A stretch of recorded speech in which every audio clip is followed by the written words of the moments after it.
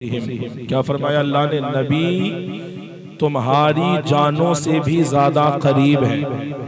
ये हमारा ईमान और हमारा अकीदा होना चाहिए कि जितनी करीब हमारी जान है उससे भी ज्यादा करीब हमारे आका हमारे हैं। सुभान अल्लाह। आज जो जिक्र हो रहा है वो मौलाए कायनात का जिक्र हो रहा है, तो इंशाअल्लाह मैं इस पर थोड़ी देर रोशनी डालने की कोशिश करूंगा और दिल में हजरत अली की और ज्यादा मोहब्बत पैदा करने की मैं कोशिश करूंगा। अल्लाह के रसूल सल्लल्लाहु ताला अलैहि वसल्लम जब आप 29 बरस के हुए तो उस वक्त में हजरत अली के वालिद, जिनका नाम क्या है, अबू तालिब, तो आपके वालिद यमन का इरादा आपने किया और आप सफर करने लगे। जब आपने यमन का सफर तय किया तो उस सफर के दौरान रास्ते में एक राहिब से मुलाकात होती है जो गिरजा घरों में हुआ करते हैं। जब राहिब से मुलाकात हुई तो उस राहिब ने कहा, आप क्या देखते हैं कि वो राहिब अपने हाथों को खुदा की बारगाह में उठाकर अपने हाथों को खुदा की बारगाह में दराज करके दुआ कर रहा है, मौला जो तेरा आखिरी नबी है, जो तेरा आखिरी महबूब है, मुझे उस महबूब के किसी रिश्तेदार से मिला दे या अपने उस महबूब से मिला दे। अल्लाह की बारगाह में हाथों को दराज करके दुआ कर रहा है, मौला मुझे अपने आखिरी नबी के किसी रिश्तेदार से मेरी मुलाकात करवा दे ताकि मैं उनके चेहरे को देख सकूं। मेरी जिंदगी कब तक की है मौला ये मुझे नहीं मालूम, कब मौत का फरिश्ता आ जाए मुझे खबर नहीं है। मेरी दिल की ख्वाहिश है, दिल की तमन्ना है, मौला मुझे आखिरी नबी के किसी रिश्तेदार का तू दीदार करा दे। वो ये दुआएं कर रहा था। हजरत अली के वालिद गिरामी उस रास्ते से गुजर रहे थे। जब आपने देखा कि वो राहिब दुआ कर रहा है तो आप उस गिरजा घर में गए और जाने के बाद आपने उससे अपनी गुफ्तगू में, अपनी जबान में आपने गुफ्तगू की। और जब गुफ्तगू की उसने पूछा कि बताएं आप कहाँ से आ रहे हैं, कहाँ जा रहे हैं। आपने बताया कि मैं मदीने से आ रहा हूँ और मैं यमन की तरफ जा रहा हूँ। और उस राहिब से जब आपकी बात हुई तो वो राहिब कहने लगा कि हमारी जो किताबें हैं इन किताबों में लिखा है कि अल्लाह के आखिरी नबी जब 29 बरस की जब उनकी उम्र होगी तो उस उम्र के दौरान अल्लाह के नबी सल्लल्लाहु ताला अलैहि वसल्लम के घराने में एक बच्चा पैदा होगा कि जिस बच्चे का नाम अली रखा जाएगा। सुभान अल्लाह। ये हमारी किताबों में लिखा है। आपने कहा कि मैं यमन का इरादा कर रहा हूं और जब नाम पूछा गया तो आपने बताया अब अब्दे मुनाफ, और मुझे अबू तालिब कहा जाता है, मैं हाशमी खानदान से ताल्लुक रखता हूं। तो जब उसने तमाम चीजें पूछी और आपने तमाम सवालात का जवाब दिया तो वो बातें उस किताब से मैच खाने लगी। और जब मैच खाने लगी तो वो कहने लगा कि आप कोई और नहीं बल्कि नबी के खानदान से हैं। सुभान अल्लाह। आप कोई और नहीं बल्कि नबी के खानदान से आप ताल्लुक रखते हैं। क्या आपकी घरवाली मुराद से है? क्या आपकी घरवाली मुराद से है? जब इतना कहा तो आपने कहा कि मुझे सफर के लिए निकले हुए काफी अरसा हो गया, मुझे खबर नहीं है कि मुराद से है या नहीं है। अल्लाह अकबर। जब ये बातें हो रही थी वो राहिब कहने लगा कि मैं कहता हूँ ये हमारी किताब में जो लिखा है वो बातें मैं आपसे कहना चाहता हूँ। और किताब में ये लिखा है कि जब आखिरी नबी 29 बरस के हो जाएंगे तो आपके घराने में एक जात पैदा होगी जिसका नाम अली रखा जाएगा और आप कोई और नहीं बल्कि अली के बाबा है। सुभान अल्लाह। जब आपने इतना सुना, सुनने के बाद कहा कि मैं तेरी बात पर कैसे यकीन कर लूं, मैं तेरी बात पर कैसे यकीन कर लूं, तेरी बात को मैं कैसे मान लूं, तू तो एक राहिब है, तू तो एक गिरजा घर का राहिब है, मैं तेरी बात पर कैसे यकीन कर लूं। अल्लाहू अकबर। अब वो राहिब कहता है, अल्लाहू अकबर, क्या कहता है, एक दरख्त की तरफ देखता है और देखने के बाद कहता है मैं खुदा की बारगाह में दुआ करता हूँ कि जो बातें मैंने आपसे कही है अगर इन बातों में मैं सच्चा हूँ, अल्लाह की बारगाह में मैं दुआ करता हूँ कि ये दरख्त जो सामने नजर आ रहा है अगर ये दरख्त हरा भरा हो गया तो आप मान लेना कि जो मैंने कहा है वो सच कहा है, जो किताब में लिखा है वो सच कहा है। अब वो राहिब खुदा की बारगाह में जब अपने हाथों को दराज करता है अल्लाह की बारगाह में दुआ करता है, मौला हमारी किताबों में जो लिखा है, जो बातें मैंने अबू तालिब से कही है अगर इन बातों में मैं सच्चा हूँ इस दरख्त को हरा भरा फरमा दे। अभी वो दुआ कर ही रहा था, हाथ नीचे भी नहीं आए थे कि वो दरख्त हरा भरा होता हुआ नजर। वो दरख्त हरा भरा होता हुआ नजर आया। अल्लाहु अकबर। जब हजरत अली के वालिद गिरामी ने देखा, देखने के बाद खुशी से झूम उठे, मेरे घर में अब खुशी आने वाली है, मेरे घर में अब खुशी आने वाली है।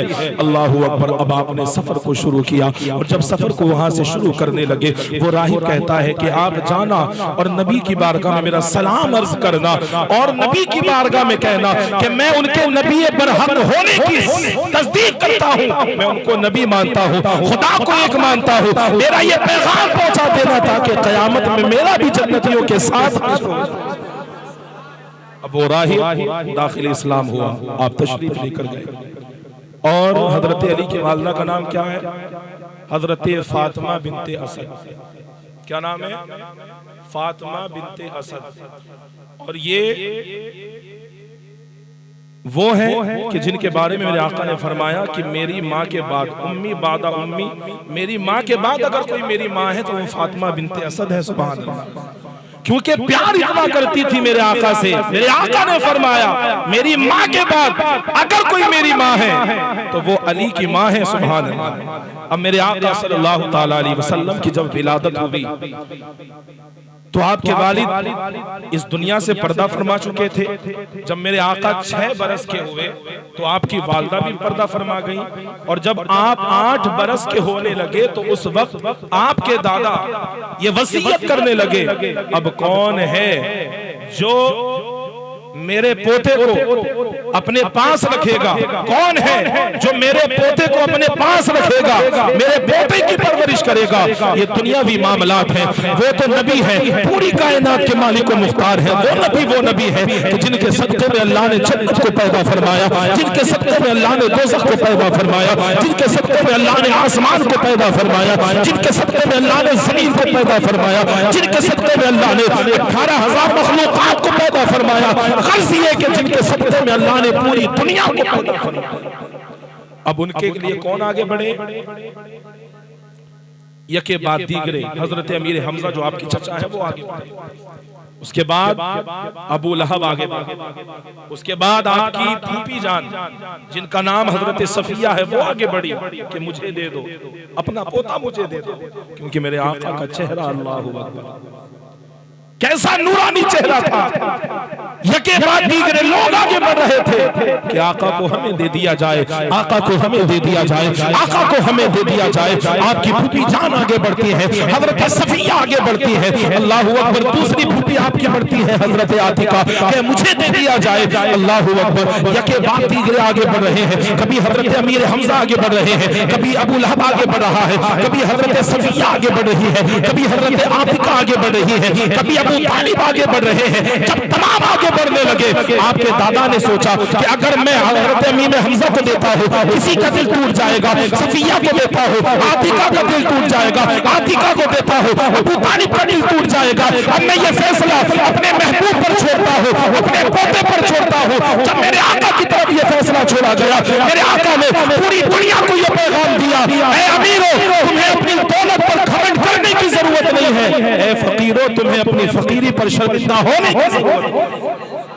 नारे तकबीर, नारे तकबीर, नारे रिसालत, नारे हैदरी, नारे हैदरी, मसलके आला हज़रत, नारे तकबीर, नारे रिसालत। मेरे आका ने फरमाया, दुनिया को ये पैगाम दिया, अमीरों तुम्हें मालदारी पर इतराने की जरूरत नहीं है, और ऐ फकीरों तुम्हें फकीरी पर शर्मिंदा होने की जरूरत नहीं है। क्यों फरमाया? इसलिए फरमाया इतने सारे मुतालबा करने वालों में मालदारी के एतबार से जो सबसे गरीब थे वो अबू तालिब थे। सबसे गरीब कौन थे?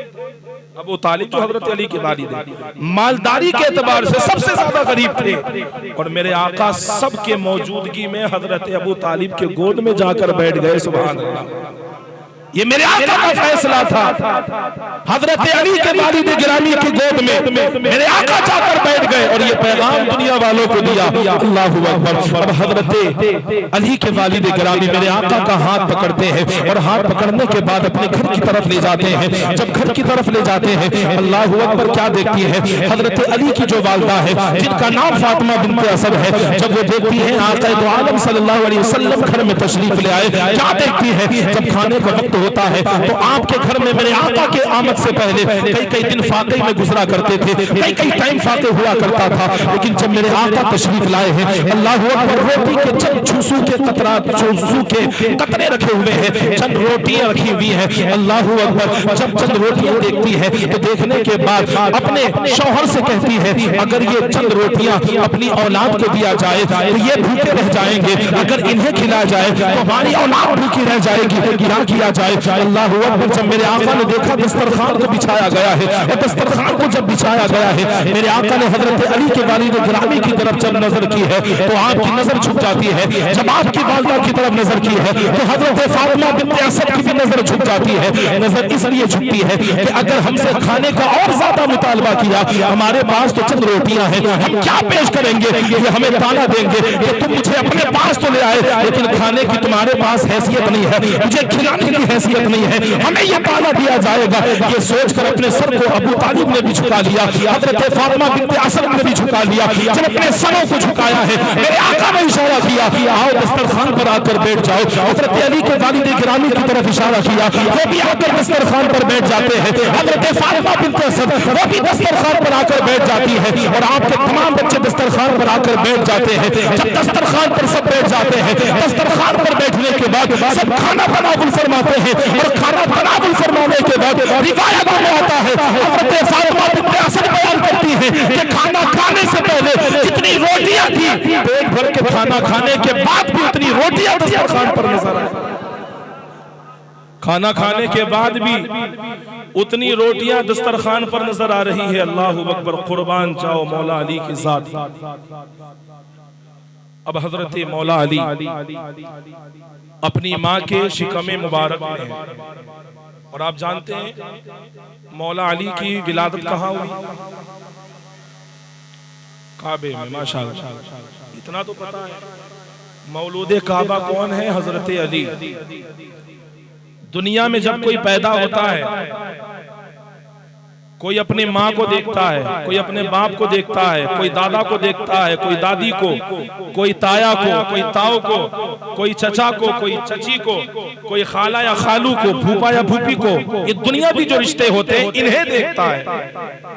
जब हजरत अली की वालिदा बयान करती हैं कि आका दो आलम सल्लल्लाहु अलैहि वसल्लम जब हमारे घर में तशरीफ लाया करते थे, तो आका दो आलम जब सल्लल्लाहु अलैहि वसल्लम जब तशरीफ लाया करते थे तो मैं अपनी जगह से उठ जाया करती थी, अपनी जगह से उठ जाया करती थी। अल्लाहु अकबर। मेरे आका ने जब ये देखा, कहा मेरी माँ के बाद आप ही मेरी माँ हो, क्यों आप उठा करती हो? अपनी जगह से ना उठा करो। हजरत फातिमा बिन्त असद मौला अली की माँ फरमाती हैं कि मैं उठती नहीं हूँ बल्कि मौला अली मुझे उठाते हैं। सुभान अल्लाह। कि मेरे आका तशरीफ ला रहे हैं, पेट से मौला अली इशारा करते हैं अपनी जगह से उठ जाओ, मेरे आका तशरीफ ला रहे हैं। किसी की उम्र 40 साल हुई, नबी को ना पहचान सका, ईमान की दौलत से सरफराज ना हो सका। किसी की 50 साल की हुई, किसी की 60 साल की, किसी की 100 साल की हुई, कुफ्र की हालत में वो मरा, लेकिन मौला अली तो दुनिया में आने से पहले आका को पहचान रहे हैं। सुभान। मेरे आका सल्लल्लाहु अलैहि वसल्लम जब आया करते थे, मौला अली पेट की तरफ से, माँ के पेट की तरफ से इशारा करते थे। माँ बैठ नहीं पाती थी अपनी जगह पर, जब आका तशरीफ लाते थे वालिदा खड़ी हो जाया करती। अब जब हजरत अली की विलादत हुई, काबे के अंदर विलादत हुई। अंदर कब हुई? मेरे आका सल्लल्लाहु अलैहि वसल्लम के साथ हजरत फातिमा बिन्त असद तवाफ काबा फरमा रही थी। क्या कर रही थी? तवाफ काबा। काबे के तवाफ में वो मशगूल थी, मेरे आका के साथ तवाफ कर रही थी, तवाफ फरमा रही थी। अब तवाफ के दौरान हजरत फातिमा बिनते असद का जो चेहरा था वो मुतगय्यर हो गया, सुर्ख होने लगा और वो पीछे हो गई। मेरे आका ने जब देखा, देखकर फरमाया, अम्मी जान आपका चेहरा सुर्ख हो रहा है, आपका चेहरा मुतगय्यर हो रहा है, क्यों? अल्लाहु अकबर। वो कहती हैं विलादत के आसार जाहिर हो रहे हैं। सुभान अल्लाह। मेरे आका ने क्या फरमाया कि आप तेजी से काबे का तवाफ फरमा ले, तेजी से चक्कर लगा ले। कहती है मेरे अंदर हिम्मत नहीं है कि मैं काबे का तवाफ करूं। मेरे आका ने फरमाया कि घर चले जाएं। शिद्दत और तकलीफ इतनी थी कि कहती है कि मैं घर भी नहीं जा सकती। अल्लाहु अकबर। माँ जब बच्चे को जन्म देती है, माँ जब किसी बच्चे की विलादत के वक्त माँ को जो तकलीफ होती है वो क्या होती है, हम और तुम क्या जाने। आज के जमाने के हालात ये हैं कि लोग माँ बाप के नाफरमान होते नजर आते हैं, माओ का दिल दुखाते नजर आते हैं, बाप का दिल दुखाते नजर आते हैं। खुदा के लिए समझो, माँ बाप की अहमियत को समझो, माँ बाप का वकार समझो, माँ बाप की अजमत समझो। माँ बाप वो माँ बाप है कि जिनकी शान के बारे में अल्लाह ने कलाम मजीद में जिनका जिक्र फरमाया है। माँ बाप के साथ हुस्न सुलूक करो, फरमा बरदारी करो। क्या कहती है, तकलीफ इतनी ज्यादा है कि मैं चल नहीं पा रही। अल्लाहु अकबर। उस वक्त हातिफे गैबी से आवाज आई कि तुम अपने घर नहीं जा सकती। फातिमा, काबे का दरवाजा खुला है, मेरे घर में आ जाओ। सुभान अल्लाह। काबा खुला है, वो दीवार फटी, हजरत फातिमा बिनते असद अंदर पहुंची और हजरत अली की विलादत हुई। और जब हजरत अली की विलादत काबे में हुई तो काबे में विलादत होने के बाद 3 दिन तक आपकी वालदा हजरत अली को लेकर काबे के, और 3 दिन के बाद जब आप बाहर तशरीफ लाई तो आपने क्या देखा कि हजरत अली दूध नोश नहीं फरमा रहे। क्या देखा कि हजरत अली अपने आंखों को नहीं खोल रहे। अल्लाह अकबर। जब आपकी वालदा ने ये देखा तो देखने के बाद आपको थोड़ी परेशानी हुई, कहीं ऐसा तो नहीं है मेरा बच्चा नाबीना हो, कहीं ऐसा तो नहीं है मेरा बच्चा नाबीना हो। 3 दिन हो गए इसने अपनी आंखों को नहीं खोला है, इसने दूध नहीं पिया है। अल्लाह अकबर। तरह तरह के ख्यालात दिल में जन्म ले रहे थे, तरह तरह के ख्यालात दिल में पैदा हो रहे थे। अल्लाह अकबर। जब मेरे आका को खबर पहुंची कि हजरत फातिमा बिनते असद के घर में बेटा पैदा हुआ है, मेरे आका तशरीफ लाते हैं। और जब मेरे आका तशरीफ लाते हैं, तशरीफ लाने के बाद मेरे आका ने हजरत फातिमा बिनते असद को मुखातब करके फरमाया, लाओ अपने बेटों को मेरे गोद में दे दो। अल्लाह अकबर। हजरत अली को मेरे आका ने अपने गोदे मुबारक में लिया और लेने के बाद आपने अपने अंगुष्ठे मुबारक पर अपने दहन से लुआब लगाया, हजरत अली के मुंह पर रखा। जब हजरत अली के मुंह पर रखा तो हजरत अली आपके लुआब को चूसने लगे। सुभान अल्लाह। आपने अपनी माँ का दूध नोश नहीं फरमाया, सबसे पहली ग़िज़ा जो आपके शिकम में पहुंची वो मेरे आका का लुआब दहन पहुंचा। सुभान अल्लाह।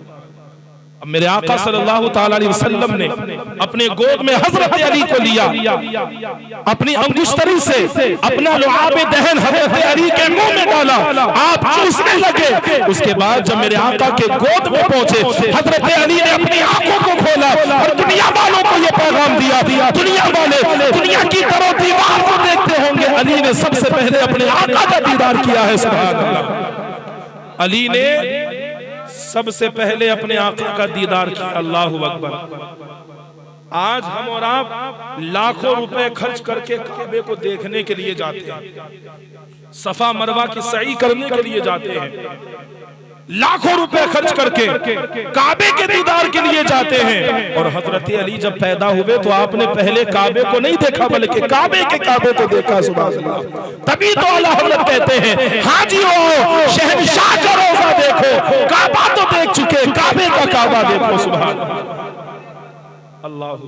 मेरे आका सल्लल्लाहु ताला अलैहि वसल्लम अपने गोद में जब लेते हैं, हजरत अली अपनी आंखों को खोलते हैं, मेरे आका का दीदार फरमाते हैं। अब वक्त गुजरता रहा, मौला अली की शान क्या है। मौला अली वो मौला अली है कि जिनके बारे में मेरे आका ने इरशाद फरमाया, अना मदीनतुल इल्मी व अलीयुन बाबुहा, मैं इल्म का शहर हूँ, अली उस शहर का दरवाजा। कितनी बड़ी जात है मौला अली की।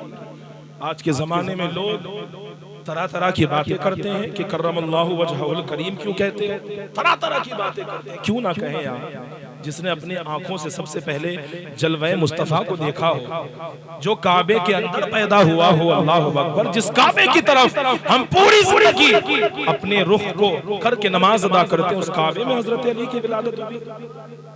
और मैं आपको बता दूं एक पते की बात, हजरत मरियम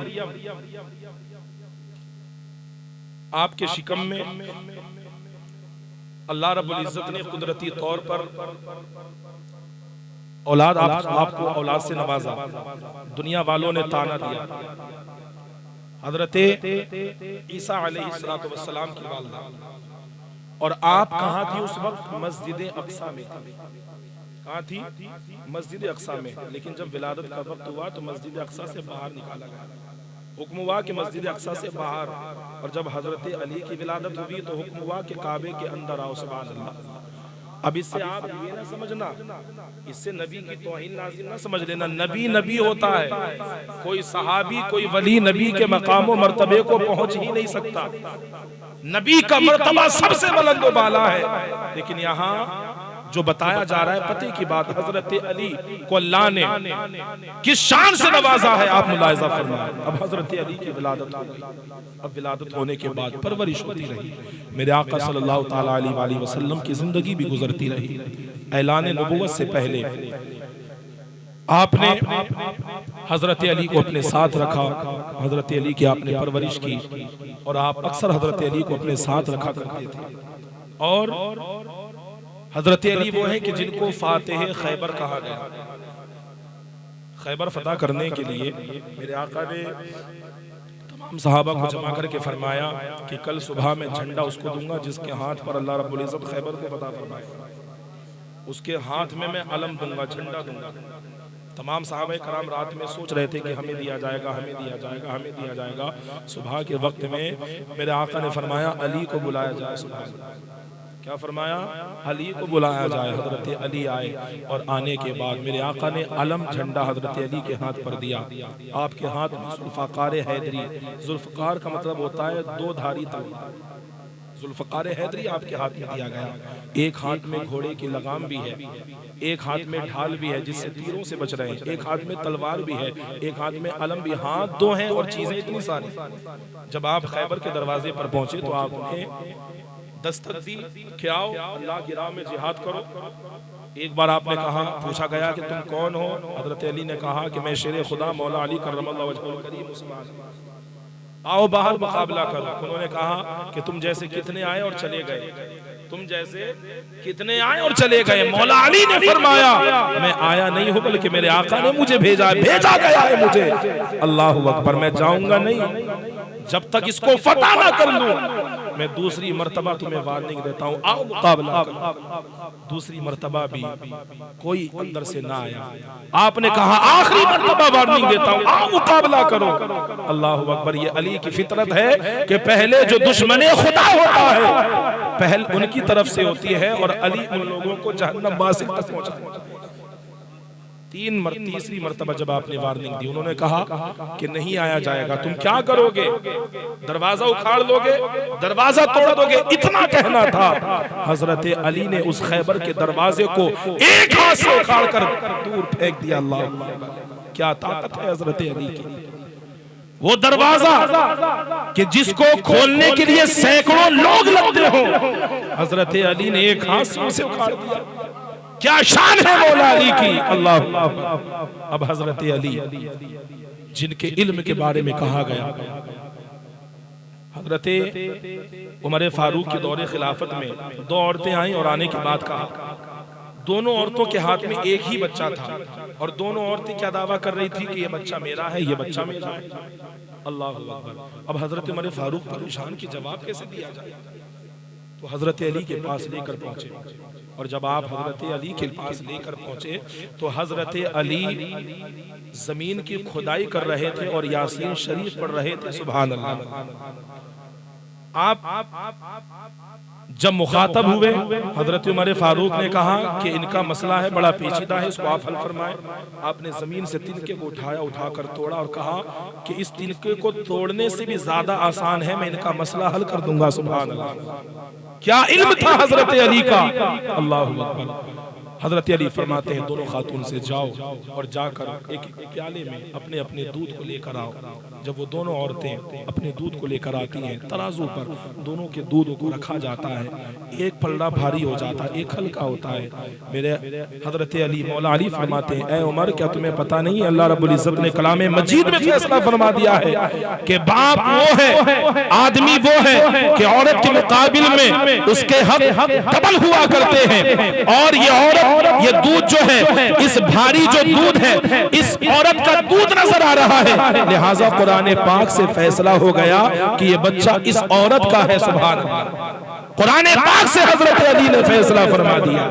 इसी तरीके से हजरत अली के इल्म के ताल्लुक से आपने सुना होगा, हजरत अली एक मरतबा हजरत इमाम हसन और हुसैन को, मैं आखिरी बात कर रहा हूँ उसके बाद अपनी गुफ्तगू को इख्तिताम करो। हजरत अली एक मरतबा फजर की नमाज अदा फरमाने के लिए हजरत इमाम हसन को दाहिनी तरफ, हजरत इमाम हुसैन को बाएं तरफ लेकर फजर की नमाज अदा करने के लिए अपने घर से चलते हैं। मदीना शरीफ के अंदर आप अपने दोनों शहजादों को लेकर, बाकी तमाम शहजादों को लेकर जब मस्जिद नबवी की तरफ फजर की नमाज अदा करने के लिए चलते हैं, आप क्या देखते हैं कि रास्ते में चलते हुए सुबह सवेरे के वक्त चंद यहूदी हैं जो हजरत अली के सामने आते हैं और आने के बाद कहते हैं कि इस शहर में कोई अली नाम का बंदा रहता है। आपने कहा कि जिस अली को तुम तलाश कर रहे हो वो अली तुम्हारी निगाहों के सामने है। जब उन यहूदियों ने देखा हजरत अली को, सर से लेकर पांव तक देखा, क्योंकि आप दरमियाना कद थे, जब आपके कद को देखा, कद को देखने के बाद कहने लगे क्या कोई और अली भी रहता है। आपने कहा कि तुम इस शहर की बात कर रहे हो, पूरी दुनिया के अंदर एक ही अली है जो तुम्हारे सामने खड़ा है। सुभान अल्लाह। पूरी दुनिया में इस वक्त एक अली है जो तुम्हारे सामने खड़ा है।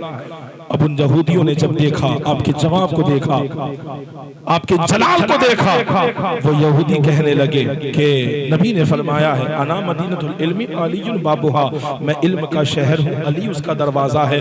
हमारा कुछ सवाल है, अगर आप उस सवाल का हल कर दें तब हम जाने कि नबी वाकई इल्म का शहर है, आप उसका दरवाजा है। अगर आप हमारे सवालों के जवाब दे दें तब हमें यकीन हो जाएगा कि हाँ आप उसका दरवाजा है। हम कैसे मान लें कि नबी इल्म का शहर है, अली उसका दरवाजा है। अल्लाहु अकबर। अभी ये गुफ्तगू चल रही थी, एक यहूदी आगे बढ़ता है और आगे बढ़ने के बाद कहता है मेरा एक सवाल है, आप उस सवाल का जवाब दे दें। अल्लाहु अकबर। हजरत अली फरमाते हैं बताओ तुम्हारा क्या सवाल है। अब वो यहूदी कहता है मेरा सवाल ये है, बताओ एक कौन ऐसा है कि जिसके जैसा कोई दूसरा नहीं है। हजरत अली ने जवाब दे दिया वो खुदा है कि जिसके जैसा कोई दूसरा नहीं है। दूसरा यहूदी आगे बढ़ता है, बताओ वो दो कौन है कि जिसके जैसा तीसरा कोई नहीं है। हजरत अली जवाब देते हैं वो दिनों रात है कि जिसके जैसा कोई तीसरा नहीं है। तीसरा यहूदी आगे बढ़ता है, वो तीन कौन से ऐसे हैं कि जिनके जैसा चौथा कोई नहीं है। हजरत अली जवाब देते हैं वो लौ, कुर्सी और कलम है कि जिनके जैसा कोई चौथा नहीं है। अब चौथा यहूदी आगे बढ़ता है, वो चार ऐसे कौन से हैं कि जिनके जैसा पांचवा कोई नहीं है।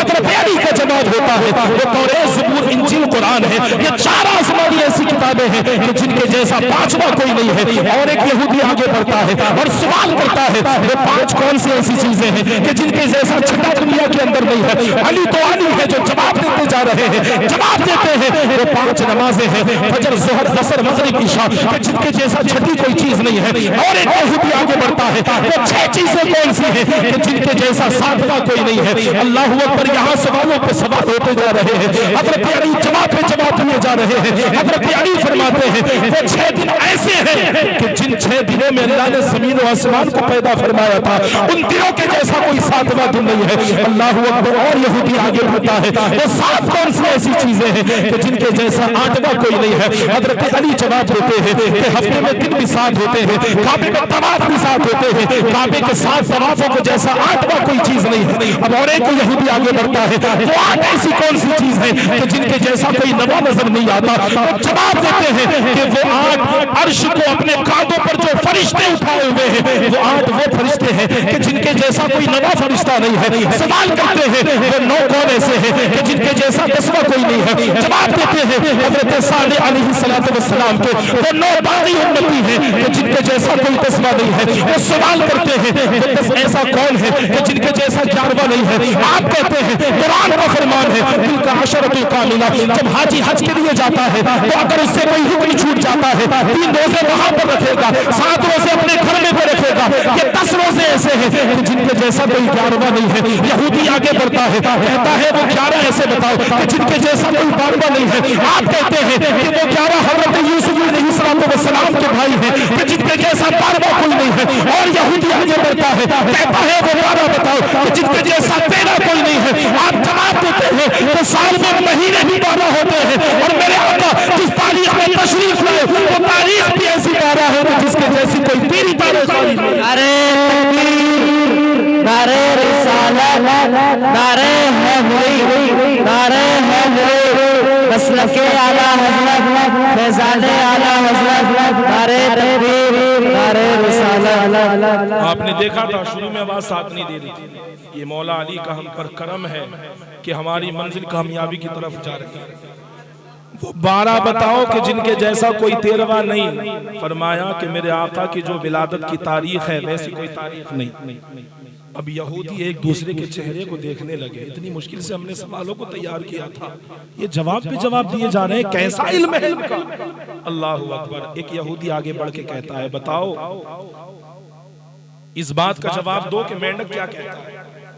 उनका दिमाग घूम गया, उल्टी सीधे बातें करने लगे। मेंढक क्या कहता है। हजरत अली का जवाब कि वो सुभान रब्बियल आला कहता है, रब की बड़ाई बयान करता है। बताओ तीतर क्या कहता है। आपका जवाब तीतर कहता है सुभान तेरी कुदरत।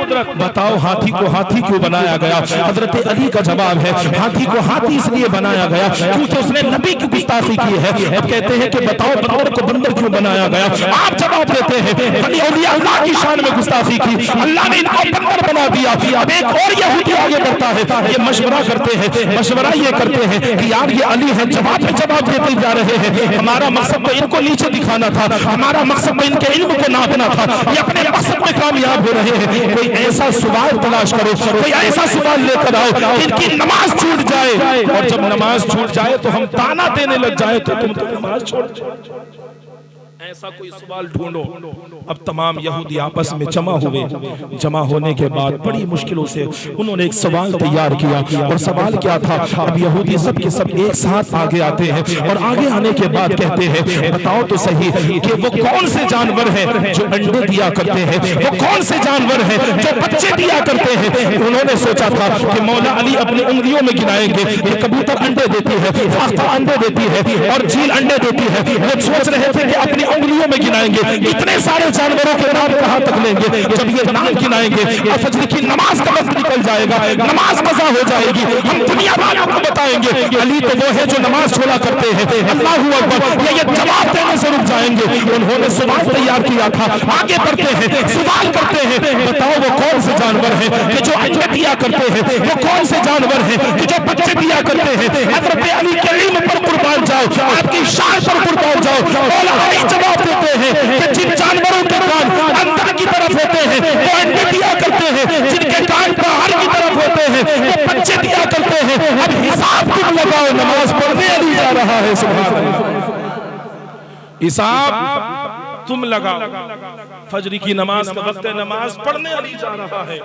अल्लाहु अकबर। क्या आपने देखा नहीं शार्क मछली कितनी बड़ी होती है, उसके कान अंदर को होते हैं लेकिन वो फिर भी अंडे देती है। चूहा कितना छोटा जानवर है, कान बाहर को होते हैं, वो चूहा बच्चा देता है। हजरत अली के इल्म पर कुर्बान जाओ, कैसे इल्म से अल्लाह ने नवाजा था। मेरे आका ने यूं ही तो नहीं फरमाया था, मेरे आका ने फरमाया अना मदीनतुल इल्मी व अली बाबुहा, मैं इल्म का शहर हूं, अली उसका दरवाजा है। जब हजरत अली ने ये जवाब दिया, यहूदी कहने लगे कहां जा रहे हो। हजरत अली ने फरमाया मैं अल्लाह की इबादत के लिए जा रहा हूं।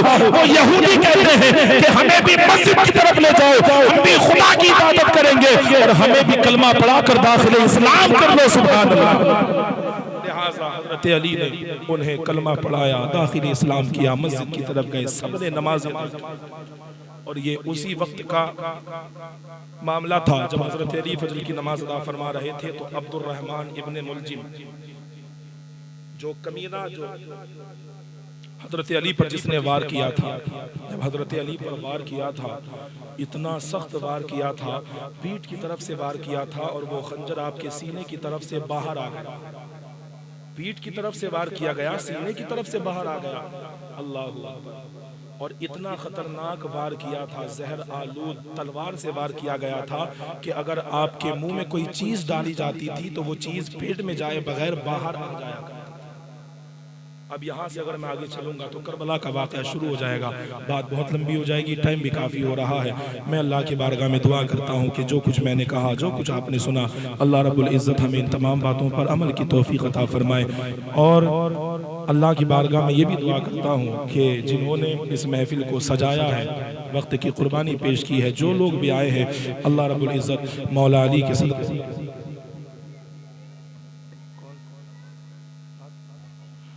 अल्लाह रब्बुल इज़्ज़त हम सब के यहाँ जमा होने को अपनी बारगाह में कबूल फरमाए। और एक ईमान को ताज़ा करने वाली बात बताऊं,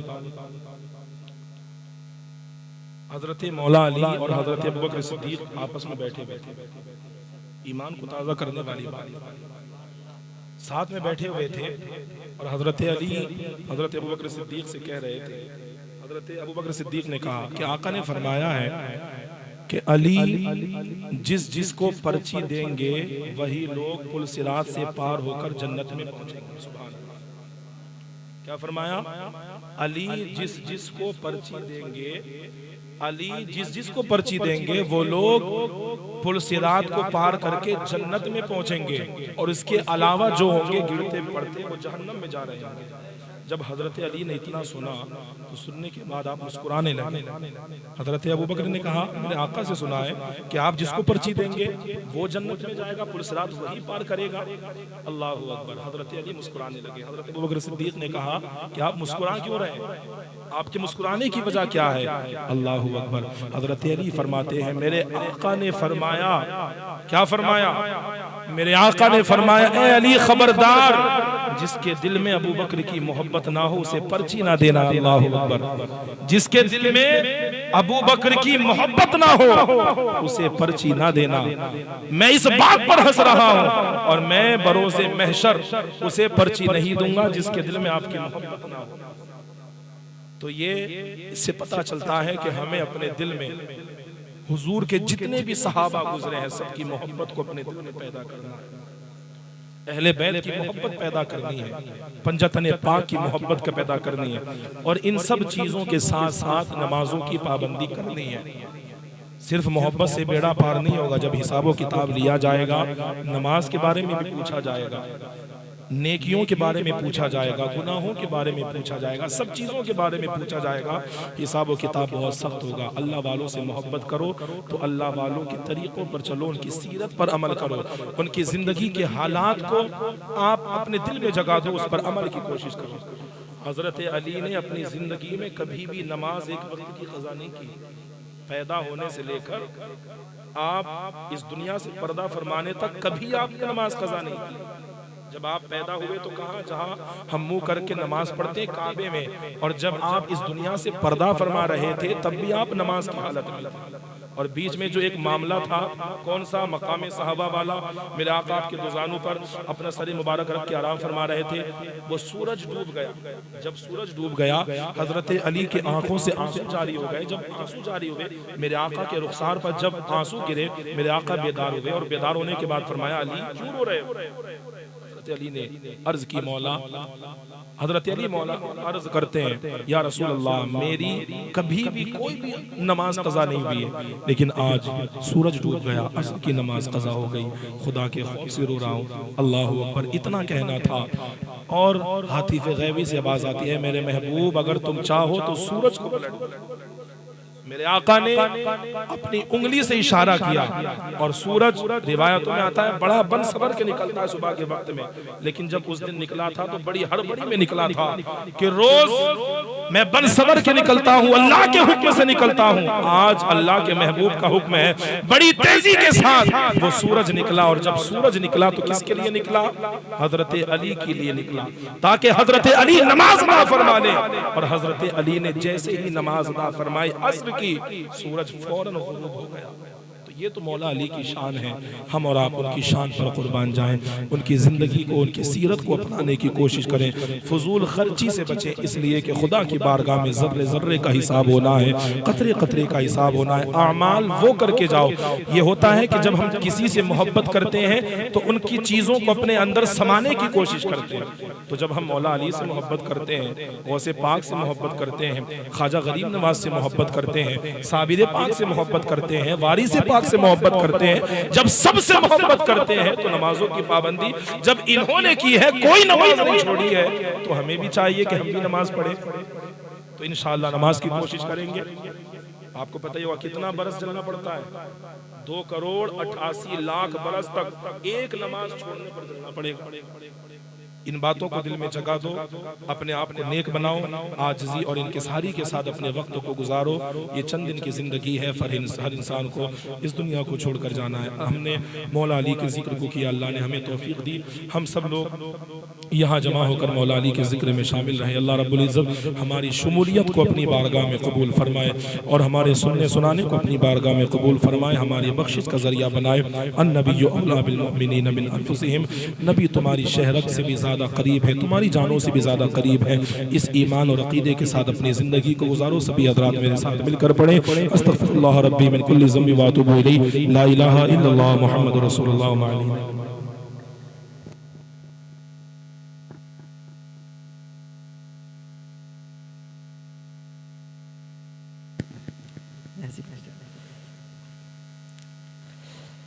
तमामी हज़रात एक बार दुरूद पाक पढ़ें। अल्लाहु रब्बु मुहम्मदिन सल्लल्लाहु अलैहि वसल्लम, नहनु इबादु मुहम्मदिन सल्लल्लाहु अलैहि वसल्लम, अस्सलातु वस्सलामु अलैका या रसूलल्लाह सल्लल्लाहु तआला अलैहि वसल्लम। नाते पाक के चंद शेर पेश कर रहा हूँ।